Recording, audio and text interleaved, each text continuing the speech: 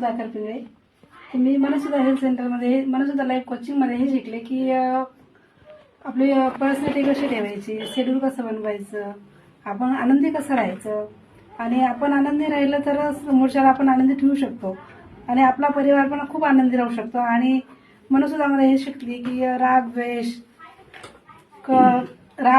द्वेष करायचा आणि परत घरामध्ये आपण प्रसन्न ठेवलं तर आपण घरची लक्ष्मी प्रसन्न असते तर सर्व घर प्रसन्न असतं. Very good.